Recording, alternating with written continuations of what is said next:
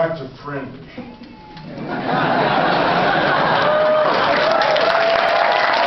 was on that show for a while. No plans at the moment. Somebody wants to know. Wait, I'm getting it. Wait. What did I think of Anna Torv's imitation of me? Excellent. She very well was excellent. Wait. So many questions. Somebody wants to know, is it true that I'm doing a voice in the Transformers movie? Yes, true.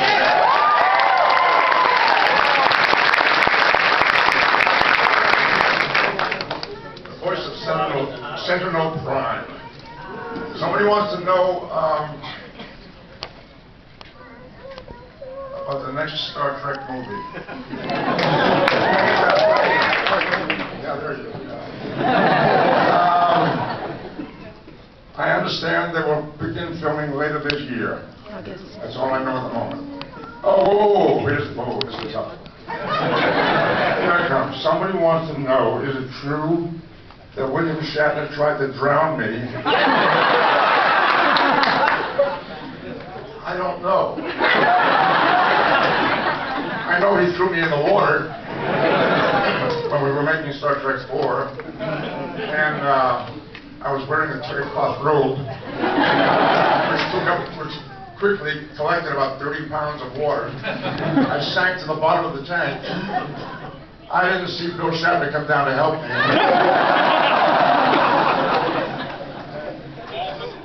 I had to get that robe off before I could swim back to the top. And he never said, are you okay? He seemed kind of disappointed.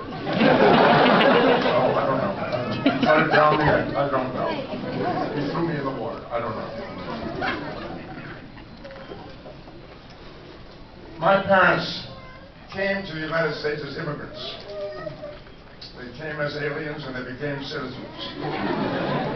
I was born in Boston, a citizen. I went to Hollywood, I became an alien. And I'm going to show you some. Well, first, look, I'm going to tell you some stories. Some of you may have heard some of these. None of you have heard all of these. And I'm going to show you some pictures, probably many of which you haven't seen. So I hope you'll find this interesting. When the show went on the air, when Star Trek went on the air in 1966, I got a little laryngitis, as you can probably tell. I'm getting over a cold. 1966, the show went on the air. Can you give me a little more volume on this thing? Is that possible? Thank you. That's better. Yeah. Well, that's fast. Amazing. All right. I like that. Show went on the air, and I had not made any plans to change my life in any way because I had been acting in films and television for many years, 15 years, really, but never in a character that had this kind of impact on the audience.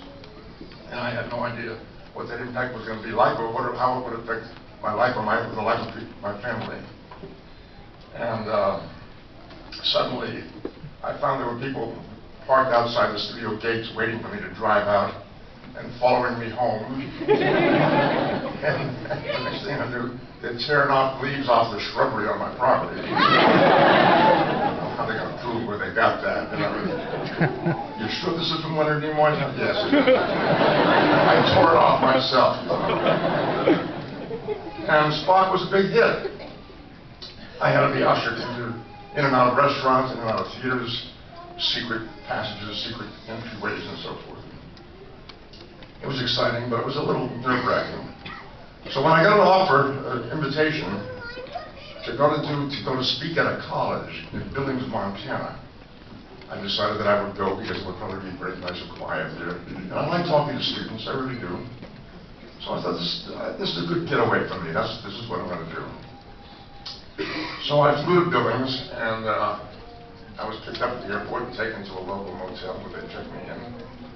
And I hadn't been in the room in more than 3 or 4 minutes. The phone rang. Well, it's strange. who could be calling me, and I picked up the phone and I said hello. And a young female voice started screaming.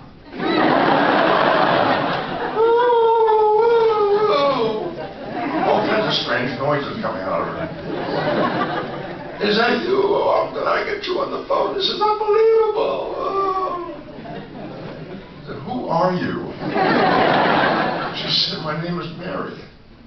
I said, where are you calling me from? She said, Denver. Denver? How did you find me? She said, well, I heard you were speaking at Billings, and I called all the hotels and motels. There's only 3. So I said, okay, thank you very much. I appreciate your interest and your support. Keep watching Star Trek. Live long and prosper. Goodbye. I hung up. I finished unpacking. 2 or 3 minutes go by, and the phone rings again. I pick it up. I say, hello. And another female voice, oh my God, I can't believe I got you on the phone. I got it on the phone. Who are you? My name is Sally. Sally, where are you calling me from? St. Louis. Sally, how did you find me? My friend Mary called me from Denver.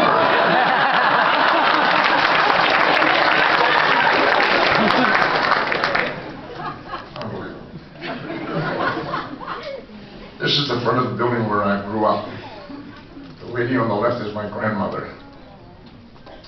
And the lady on the right was a neighbor that lived downstairs. We lived on the 3rd floor. This was in Boston, tenement neighborhood. The neighborhood was torn down in the mid-50s, an urban renewal project. That's my grandma, who came from Russia at the turn of the century. And this was my gang. You had to have a white shirt to be in this gang. That's me on the left. Good bunch of people. Some of them gone, some still around, some I'm still in touch with. Good bunch of people. We were very active in a settlement house called the Elizabeth Peabody House in Boston. And I was lucky to grow up in Boston. It was a very interesting city. A lot of academia, a lot of theaters, a lot of arts, museums, concert halls, and so forth. So I was exposed to a lot of that when I was a kid, which was very good for me. And when I was about 8 years old, I started hanging out at this place after school and on weekends. Peabody House had a sports program, and they had a science program. They had classes. The building was designed to serve the immigrants in the neighborhood. The neighborhood was all immigrant people for the turn of the century, and they had classes in how to sew, how to cook, how to keep a sanitary kitchen, how to do your laundry properly. Classes in English, because a lot of the people didn't speak English. They spoke a lot of Italian, a lot of Jewish people. And they also had a beautiful theater. And I started acting in that theater when I was about 8 years old, doing children's plays, and I continued to do that until when I was about 17, I was cast in a play with some very good actors, not professional, we weren't paid. It was still amateur work. But it was a very interesting and rather important play called Awake and Sing. This play had been performed on Broadway a few years earlier, and it was about a family very much like my own. It was about a Jewish family in the Bronx in New York, with 3 generations living in an apartment together, the grandparents, parents, and children. And that's the way I lived with my grandparents and my parents and my brother and I. 6 of us in a 2-bedroom apartment, 3 generations. Wow. And what was exciting for me was the first time I was doing an adult play. It was no longer children's theater, it was an adult play. And I was playing the juvenile, the 17-year-old kid in his family, and I was 17 at the time, almost 18. So I really identified with this character. This kid in his family was trying to figure out how to live his life, what his life was supposed to be about. How do you find the right job for yourself? How do you find the right girl for yourself? How do you find out who you're supposed to be in the world? And the pressures from parents and all that kind of stuff that kids go through at that age. And I was going through it.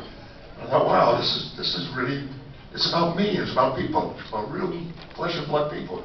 And if I could do this kind of work, and it'll help to illuminate people's lives for an audience, this would be a great way to spend your life. It would be a blessing if I could do this and make a living at it. Yeah. So that's when I decided to be an actor. So I went home and I said to my folks, guess what?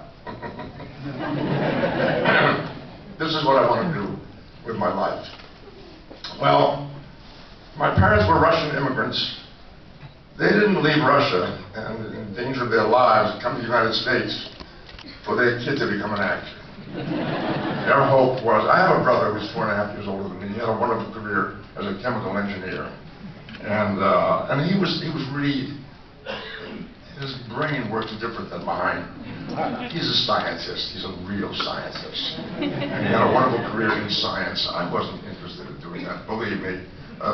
Don't believe anything about Spock in me. It's just, that wasn't really me. Anyway,